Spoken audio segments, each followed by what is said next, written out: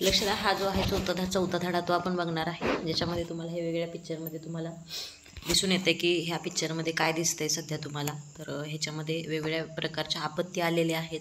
पहिल्या ठिकाणी दिसते तुम्हाला भूकंप वगैरे आलेला आहे. दुसऱ्या ठिकाणी जे दिसतंय तिथं बघा दुष्काळ वगैरे आहे. तिसऱ्या ठिकाणी आहे ते पाऊस पडतोय. चौथ्या ठिकाणी आहे ते तुम्हाला एका घराला आग लागली आहे. तर बघा दुसऱ्या ठिकाणच्या कशा प्रकारे आपण बघतो ह्या सगळ्या गोष्टी होतात. तिसऱ्या ठिकाणी जास्त पाऊस पडतोय आणि जास्त पाऊस जर पडला तर काय होतं, तिथं आपल्याला माहिती आहे की तिथं जास्त प्रमाणात पाणी येतं आणि तिथं महापूर वगैरे येण्याची शक्यता ही जास्त असते जास्त पाऊस पडला की. त्याच्यानंतर बघा चौथा आहे ते घराला आग लागलेली आहे. घराला आग कशामुळे लागू शकते, तर ते कदाचित त्याचं एखादं कारण नॅचरल पण असू शकतं, पण बऱ्यापैकी हे जे कारण असतात ते मानवनिर्मित असतात. त्याच्यानंतर आहे स्ट्रोम म्हणजे काय, तर चक्रीवादळ किंवा वादळ. तर हे जे वादळ आहे तर त्याच्यामुळं सुद्धा काय होतं, खूप नुकसान वगैरे होतं मोठं वादळ आलं. त्याच्यानंतर हे लास्टची जी इमेज आहे किंवा लास्टची जी आकृती आहे, चित्र आहे, ते आहे ज्वालामुखीचं. ओके, तर ह्याच्यामध्ये तुम्हाला लक्षात येतं की ह्या सगळ्या गोष्टी कशा प्रकारे होतात. आता पहिला प्रश्न आहे, what event do you seen in this picture. त्याच्यानंतर what would you have done in this situation. म्हणजे बघा ह्या पिक्चरमध्ये काय काय दिसून येते तुम्हाला, कुठले कुठले इव्हेंट्स आहेत. आणि अनदर वन इज अजून काय विचारलं त्यांनी की असे जर परिस्थिती उद्भवल्या तुम्ही काय करू शकता. तर त्याच्यामध्ये आपल्याला सांगता आलं पाहिजे त्याचं उत्तर. तर तिसरा प्रश्न आहे, have you experience in such situations. तुम्ही आत्तापर्यंत असे काही कधी त्याचा अनुभव घेतला आहे का, अशी एखादी घटना घडलेली आहे की एखादी सिच्युएशन घडलेली आहे की आता त्या ठिकाणी अचानक ती आली. बघा आपत्ती म्हणजे सगळ्यात महत्त्वाचं, मी तुम्हाला अगोदर पण सांगितलेलं आहे क्लासमध्ये, आत्ता पण सांगते. आपत्ती म्हणजे काय, तर अचानक एखादी गोष्ट जर घडली तर त्याच्यामुळं खूप मोठ्या प्रमाणात लॉस होतो. मग कशाचा होतो तो लॉस, लाईफचा लॉस होतो, त्याच्यानंतर प्रॉपर्टीचा लॉस होतो. ह्या सगळ्या जर गोष्टी होत असतील तर त्याला म्हणायचं आपण आपत्ती असं म्हणतो आपण. तर बघा आता इथं प्रश्न आहेत तुम्हाला किंवा why do this events occur. हे अशा प्रकारचे जे घटना आहेत त्या अशा का घडतात. आता डिझास्टर म्हणजे काय बघा, disaster is a sudden event that cause large scale damage of life, property and social aspects of nation and society. म्हणजे काय, तर डिझास्टर हा एक अचानक घडलेला एक असा बदल आहे किंवा अचानक घडलेली एखादी गोष्ट आहे की ज्याच्यामुळं खूप मोठ्या प्रमाणात जीवाची पण हानी होती किंवा खूप लोक मरतात. त्याच्यानंतर प्रॉपर्टीची हानी होती आणि सामाजिकच्या बाबतीत म्हणजे सामाजिक स्थितीच्या बाबतीत पण देशाची आणि समाजाची खूप मोठ्या प्रमाणात हानी होती. तर त्याच्यानंतर आपण बघूया टाईप्स ऑफ डिझास्टर. आता कुठले कुठले प्रकार आहेत डिझास्टरचे, तर there are 2 types of disaster, that is a natural आणि मॅनमेड. म्हणजे नैसर्गिक आणि मानवनिर्मित असे डिझास्टरचे 2 प्रकार आहेत. ओके, तर बघा नैसर्गिकमध्ये आपण सांगू शकतो की ज्या डिझास्टर्स म्हणजे ज्या आपत्ती निसर्गातून येतात त्यांना म्हणायचं नैसर्गिक आपत्ती. ज्या माणसापासून येतात किंवा माणूस स्वतः तयार करतो, बॉम्बस्फोट वगैरे अशा गोष्टी, तर त्याला म्हणायचं मानवनिर्मित आपत्ती. तर सगळ्यांनी लक्षात ठेवा, तुम्हाला प्रश्न विचारला जातो हा परीक्षेमध्ये, how many types of disasters are there. तर तुम्हाला तिथं सांगता आलं पाहिजे, काय सांगता आलं पाहिजे, तर there are 2 types of disasters, natural आणि मॅनमेड. ओके, त्याच्यानंतर बघा आता सम एक्झाम्पल ऑफ डिझास्टर. आता काय एक्झाम्पल्स आहेत ते तुमच्या पुस्तकातच दिलेले आहेत बरं का. तर ह्याच्यामध्ये बघा पहिलं एक्झाम्पल दिलेलं आहे 30 सप्टेंबर 1993. एका बघा कॉलम दिले आहेत, date, location, types of disaster आणि इव्हेंट ऑफ डॅमेज. म्हणजे कुठल्या दिवशी झाला, कुठं झाला, कशा प्रकारची आपत्ती होती ती आणि काय झालं त्याच्यामुळं. तर त्याच्यामध्ये आपण बघूया आता बघा पहिलं जे आहे ते आहे 30 सप्टेंबर 1993 झालेले. ओके, तर बघा 30 सप्टेंबर 1993 झालं. आता ते कुठं झालं, किल्लारीमध्ये झालं. किल्लारी कुठं आहे, तर डिस्ट्रिक्ट ऑफ लातूर, महाराष्ट्र. लातूर जिल्ह्यातलं किंवा महाराष्ट्रातल्या लातूर जिल्ह्यातील किल्लारी एक ठिकाण आहे, गाव आहे. तिथं काय झालं, मॅसिव्ह अर्थक्वेक, खूप मोठ्या प्रमाणात अर्थक्वेक आला. Many peoples die, lot of बघा फायनान्शियल लॉस, म्हणजे खूप लोक पण मेली आणि खूप प्रमाणात पैशाचे पण नुकसान झाले. म्हणजे बांधलेली घरं असतील वगैरे ह्या सगळ्या गोष्टी गेल्या. त्याच्यानंतर झाला 26 जुलै 2005 मुंबई आणि बघा शुभ्रमध्ये झाला. त्याच्यानंतर तिथं टोरेन्शियल रेन्स अँड कॉझिंग डेल्यूक झालं. त्याच्यानंतर तिथं हंड्रेड्स ऑफ डाईट्स झाले, म्हणजे खूप लोक तिथं सुद्धा मेली, मुंबईमध्ये झालेलं होतं. त्याच्यानंतर बघा 30 जुलै 2014 झालं, तर तिथं माळीण ही दुर्घटना आहे, जी तालुका आंबेगाव, पुणे जिल्ह्यातल्या आंबेगाव तालुक्यातली आहे. आणि तिथंसुद्धा काय झालं तर तिथं दरड कोसळली, म्हणजे त्याला म्हणायचं landslide. Whole village was destroyed. आणि त्या ठिकाणी बघा काय झालं, अख्खं जे गाव होतं ना ते अख्खं गाव नष्ट झालं बघा. त्या ठिकाणी खूप मोठी दुर्घटना झाली होती त्या काळी ती. त्याच्यानंतर 2015ला जी झाली ती चेन्नईमध्ये झाली, तमिळनाडूमध्ये. तिथंसुद्धा काय झालं तर खूप मोठ्या प्रमाणात पूर आला आणि त्या पुरामध्ये खूप सारी लोकं आहेत ती मेली होती त्या पुरामध्ये.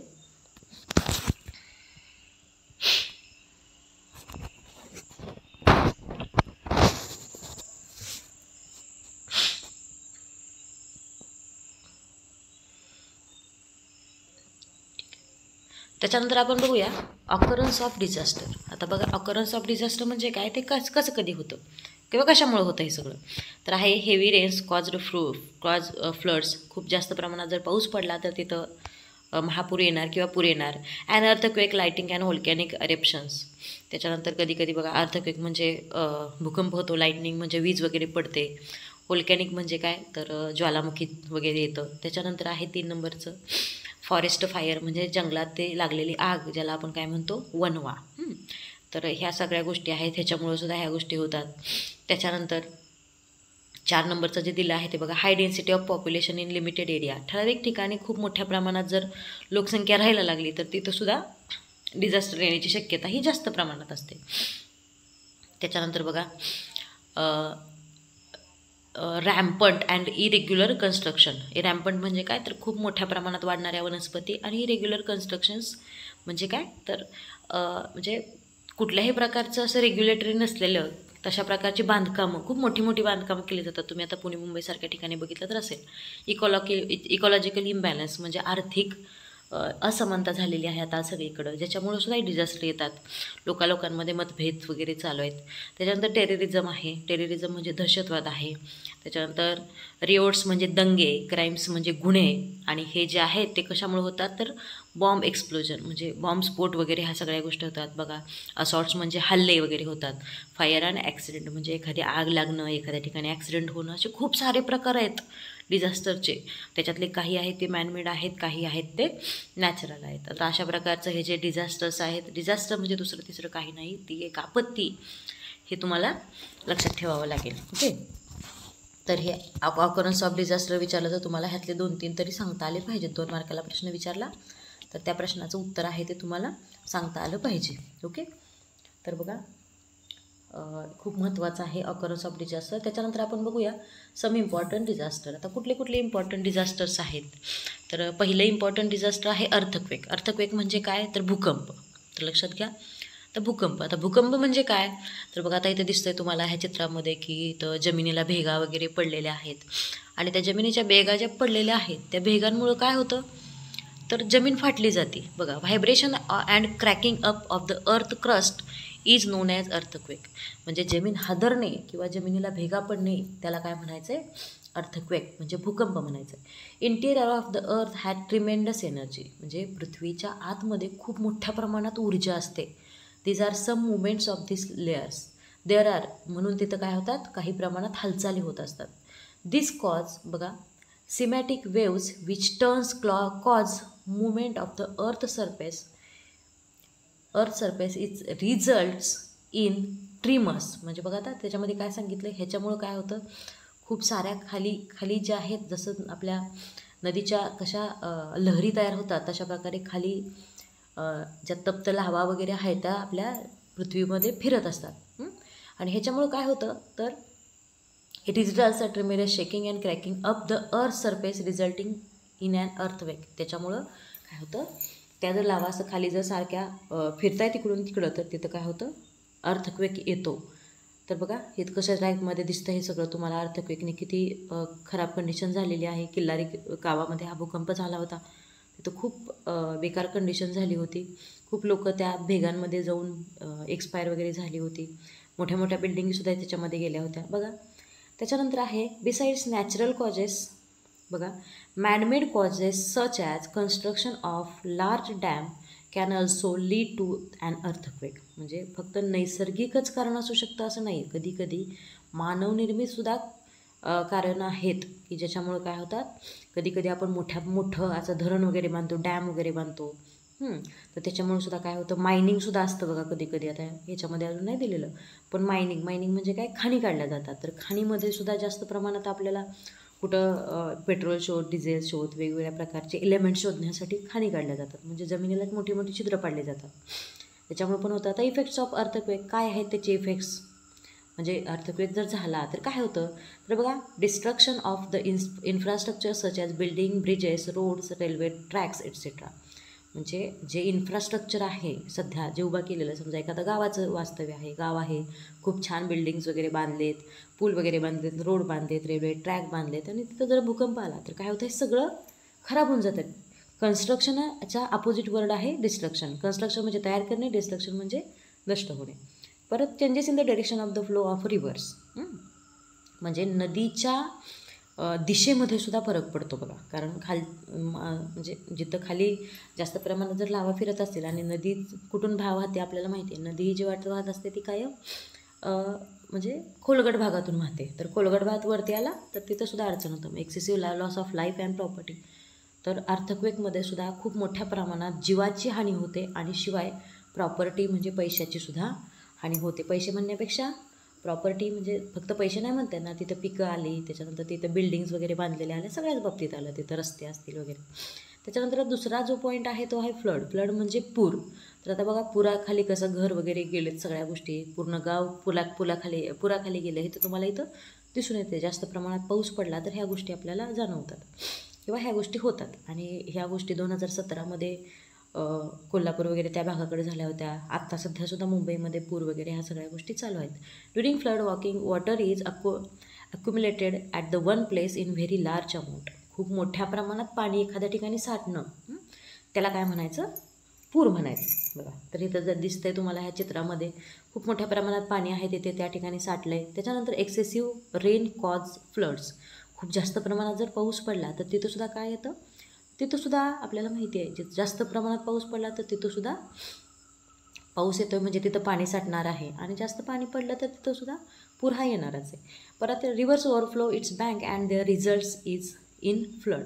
म्हणजे ज्या नदी आहेत, समजा नदीचं पात्र आहे, एका ठराविक पात्रातून ती नदी आहे ती वाहते, पण कधी कधी काय होतं की तिथं इतक्या मोठ्या प्रमाणात ओव्हरफ्लो होतं ती नदी, की तिथं खूप मोठ्या प्रमाणात ओव्हरफ्लो झाल्यामुळं तिथंसुद्धा मग पूर वगैरे ह्या सगळ्या गोष्टी येतात. म्हणजे बघा, नदीचं पात्र कुठं आहे आणि ते पाणी कुठंपर्यंत शिरलेलं आहे तुम्हाला दिसते.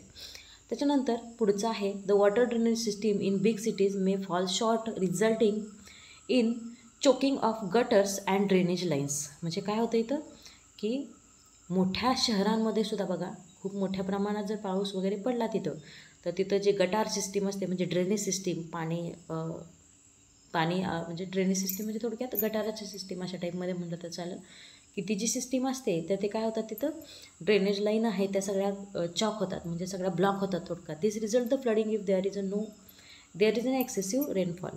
मग त्याच्यामुळे सुद्धा काय होतं, पाणीच जर पुढं जात नसेल, सगळं चॉकअप झालं, तर तिथंसुद्धा काय होतं, तिथं खूप मोठ्या प्रमाणात